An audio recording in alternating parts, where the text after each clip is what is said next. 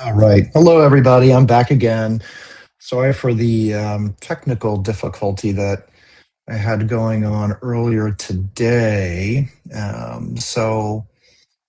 let's revisit. There we go. Complete. Sorry about that. More technical stuff.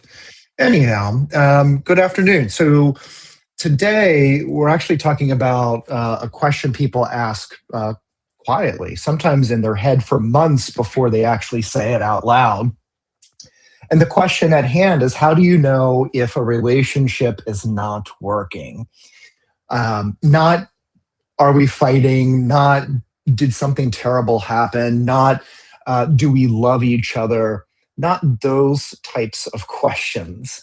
But is the relationship actually functioning in a healthy, sustainable way? Right? So that's the question to be asked, because here's the hard truth is that love alone does not make a relationship work. Chemistry does. History doesn't. Time investment doesn't. A relationship working means something very specific psychologically, a matter of fact. So let's break this down into, I think, a more clear, grounded way. So, one, if you're asking yourself or experiencing you feel constantly alone, even when you're together, there's a difference between needing space and feeling emotionally isolated. If you regularly feel unheard or unseen, dismissed, emotionally unsupported, like you're too much, or like you've even stopped sharing because it doesn't land, that's not a small issue. Occasionally, loneliness is going to happen. And so, what we're talking about here is this chronic emotional isolation, which isolation in itself begins to act as a signal. When I think about working relationships create emotional access. It's not about perfection, it's not constant closeness, but emotional access. And so you should feel like your inner world has a place to land. And so when I think about conflict, right? So conflict never resolves, it just recycles in a relationship. And I say that because all couples argue. But here's the distinction that I want to make. In healthy relationships, conflict is going to lead to clarity. In struggling relationships, conflict is going to lead to repetition, unfortunately. And so you might find yourselves arguing about the same themes over and over and over again. Some of those themes that come up in my office revolve around effort, priorities, respect, attention, emotional, physical intimacy, autonomy, and even follow through. Unfortunately, nothing actually shifts. The couple, they quote, move on, they sweep it under the rug. One or the other goes silent, the other one might escalate, and then 3 weeks later it resurfaces. So when conflict cycles without growth, the relationship then becomes stagnant. And unfortunately, stagnation will eventually erode trust between the two. And so when there's no repair, right, this is one of the, I'd say, clearest indicators, like after tension, right? Well, thinking about, like, does someone say, or do they not say, like, I see how I hurt you, or I overreacted, or let me try doing something differently, or, I don't like this distance between us. These are very important invites when we attempt to repair. Or do you find yourself in silence, defensiveness, scorekeeping, emotional withdrawal, and even minimizing or even blame shifting? So without repair, unfortunately, with distance then comes resentment, and resentment then compounds. So over time, hope is ultimately going to decline. And when hope declines, effort declines. And when effort declines, connection is going to ultimately collapse. Unfortunately, couples will often say, I don't feel safe being honest, right? So I want you to ask yourself something. Can I tell the truth here? Not just the logistical truth, but your emotional truth. Can you say to your partner, I'm hurt, I'm not satisfied, I'm struggling, I need you, I feel disconnected, I'm scared? If honesty leads to punishment or criticism or ridicule or shutdown or escalation, the relationship is not functioning safely. And when I think about emotional safety, it's not optional in relationships, it's actually foundational. When you stop being curious about each other, that's another indication of erosion. Because when I think about earlier in relationships, that curiosity is very natural. We're learning about each other. Over time, curiosity has to become intentional. And if you no longer are able to ask, like, how are you really, or what's been weighing on you, or what are you thinking about lately, or what do you need of me right now, then you're going to be essentially coexisting and not connecting. Those curious statements are so important because when indifference replaces curiosity, the disconnection is ultimately going to increase. And so, unfortunately, your nervous system feels chronically activated after that as well. It's subtle, but it's very powerful. And so, these are things to consider when thinking about, am I feeling disconnected from my partner? And so, when you think about your relationship, right? When you think about your partnership, how do you feel physically? Right? Like, what are some physiological symptoms that you might be having? Are you feeling tight? Are you feeling guarded? Are you feeling anxious? These are the symptoms to be mindful of when just thinking about how you're responding to one another, or when you begin to talk with one another. Do you feel calm?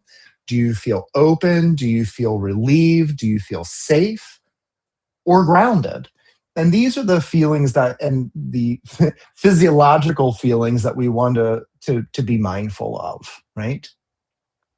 And so when I think about a working relationship, I think about concepts that it's not the intention is to eliminate stress per se, right?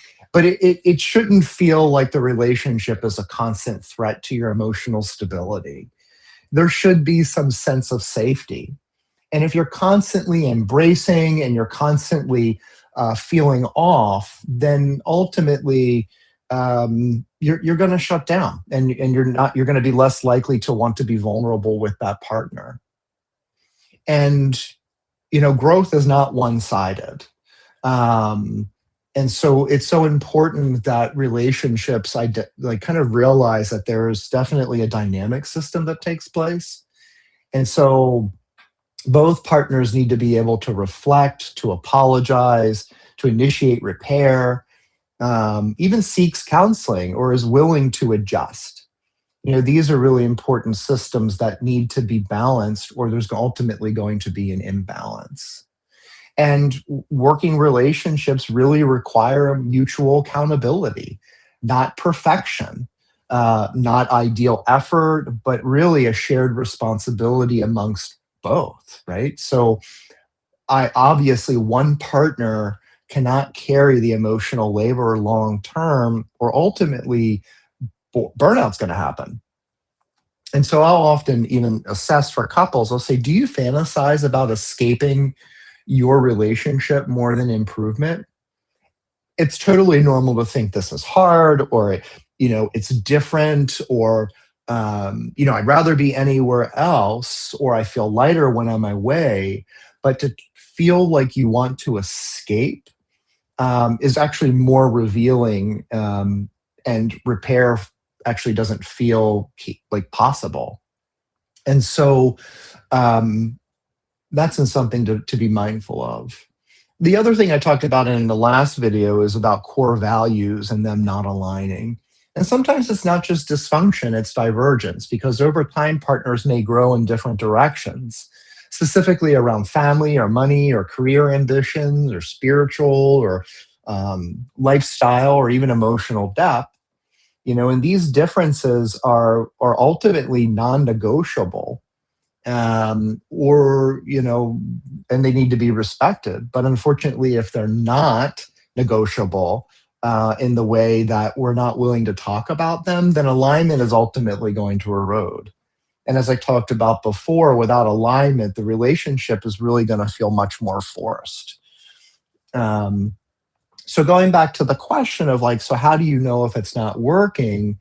Again, it's not going to be one dramatic moment. It's going to be a repetition of patterns, specifically these repeated unresolved conflicts, especially a sense of emotional aloneness or lack of safety, the absence of repair, which I've emphasized. And there's going to be chronic stress and just kind of this sense of declining hope. So the key question isn't, are we fighting? It's, are we repairing? Are we growing? Are we adapting together? Because a relationship can have conflict and still be working, but the relationship without growth is ultimately going to slowly over time deteriorate. And so here's something important. Struggle does not mean failure. Many relationships go through seasons of disconnection. The difference is, are both people willing to examine themselves? Are both people willing to regulate? Are both people willing to repair? And are both people willing to evolve? If the answer is consistently no from one or both sides, the relationship will not be able to stabilize. So, some wrap up questions for you. One is, when conflict happens, do we move toward resolution or do we move away from it? Second question, do I feel emotionally safer over time, or have I been feeling more guarded? And the third question is, if nothing changed for the next 5 years, would I feel at peace staying? And it's important to be honest with yourself, not dramatic, but truly honest. So if this conversation resonates with you or a partner and you're navigating relationship questions, whether it's dating, married, or in a long-term partnership, this is the kind of psychological clarity I talk about regularly. Specifically on my YouTube channel, I go deeper into the dynamics of emotional regulation, attachment patterns, and long-term relational sustainability. You can find me on LinkedIn, obviously. There, I tend to discuss these same dynamics and how they show up in leadership, executive functioning, and team alignment. And if you find me on Facebook, I also tend to share some practical insights. Obviously, live discussions like this, where we break some complex emotional patterns specific to relationships into understandable frameworks. So if you're serious about understanding relationships at a deeper level, not just tips, but actually the underlying psychology, then please follow, subscribe, just stay connected. As I mentioned, most importantly, again, that relationships don't fail randomly. They actually fail predictably. And when you're able to understand the patterns, you actually gain choice and empowerment. So thanks for tuning in today, and I'll see you next time.